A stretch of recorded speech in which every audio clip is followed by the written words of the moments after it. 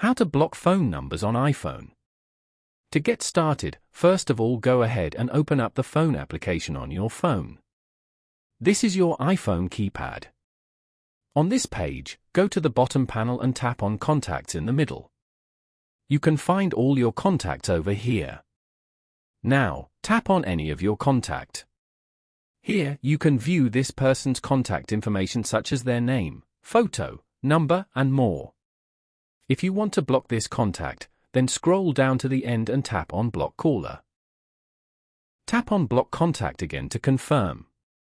You have now successfully blocked this contact.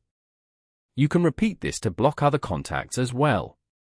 Following these steps, you can easily block phone numbers on iPhone. Thank you for watching.